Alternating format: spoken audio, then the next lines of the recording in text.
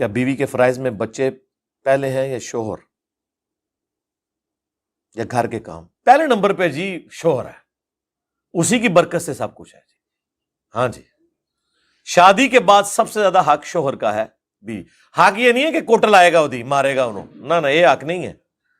بچوں اور گھر کے کاموں میں شوہر آخر میں چلا جاتا ہے، حالانکہ شوہر گھر کے کاموں میں مدد بھی کرتا ہے جہاں تک ممکن ہو.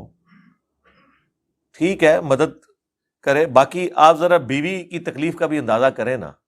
میرے اوپر تو ویسے ہی الزام ہے کہ علی بھائی بھی اور ان کے سارے اسٹوڈنٹ بھی ران مرید ہیں، لیکن یہ ریالٹی ہے. مجھے بتائیں، عورتیں جتنی محنت کرتی ہیں، ایک بیمار عورت اپنے 4 بچوں اور خامند اور پورے گھر کی صفائی اور ان کے کھانے پینے کو بیماری کی حالت میں بھی سنبھالے ہوئی ہوتی ہے.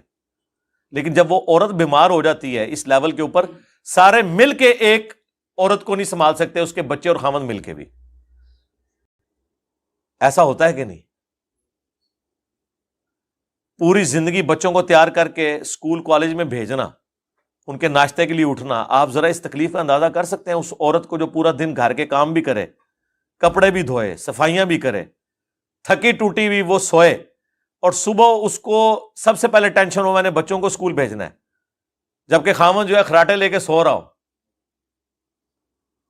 لوگ کہنے کو تو آسان بات سمجھتے ہیں نا، ایک بار آپ اٹھ جائیں تو آپ کی نیند ڈسٹرب ہو جاتی ہے. آپ دنیا دار لوگوں کو دیکھیں، روزانہ رات کو 2-2:30 بجے سوتے ہیں، صبح دفتروں میں فریش ہوتے ہیں، اس لیے کہ انہوں نے نماز نہیں نہ پڑھنی ہوتی. آپ 2 بجے رات کو سوئیں اور 8 ساڑھے 8 اٹھیں آرام سے، 6 گھنٹے تسلی سے ٹکا کے سوئیں، نہا دھو کے دفتر پہنچ جائیں، آپ فریش ہیں.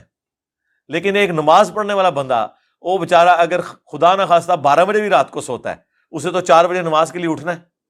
اور جب نماز کے لیے اٹھے گا تو دوبارہ بیچارہ 1-1.5 گھنٹہ مشکل سے سوئے گا اس ڈر سے کہ میں نے دفتر جانا ہے. اس کی نیند نہیں پوری ہوتی اس فجر کی نماز کی وجہ سے، اس لیے آپ کو وہ اتنا فریش نظر نہیں آئے گا. اور عورتوں کو آپ دیکھیں وہ کتنی تکلیف سے گزرتی ہیں، تھوڑا ان کا بھی خیال کریں. اور پھر خاوند زبردستی نہ حدیثیں سنا رہے ہوتے ہیں کہ جی وہ صبح تک لعنت پڑتی ہے ایسی عورت کے اوپر جس کو مرد بلائے. بس یہ حدیث یاد ہے، باقی ان کو کوئی چیز نہیں یاد.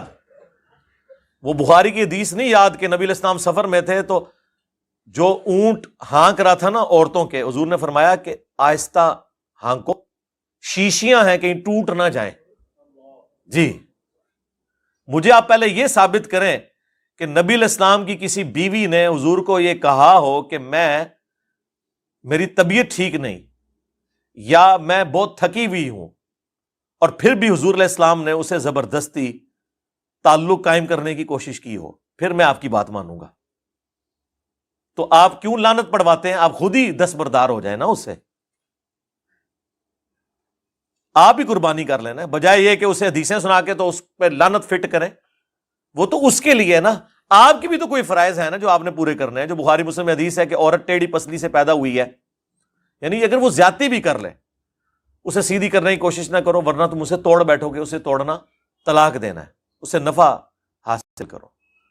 تو خدا کے لیے دوسرے کی جگہ اپنے آپ کو رکھ کے دیکھیں اور پھر دیکھیں. میں سمجھتا ہوں لوگ بات تو کرتے ہیں نا، مرد جس تکلیف سے گزر رہے نا اکانومی کی، کمائی کرنے کی، عورت بھی کو کم تکلیف سے نہیں گزر رہی گھر کے کام کاج میں. اگر آپ وہی کام کاج ذرا یورپ اور امریکہ میں اس کی ویلیو کیلکولیٹ کریں نا، اگر آپ نے بندے ملازم رکھے ہوئے ہوں تو آپ کی تنخواہ سے زیادہ ہی آپ کو ملازمت میں پیسے لگانے پڑ جائیں گے. اس لیے تھوڑا رحم کیا کریں عورتوں کے اوپر. پروفیسر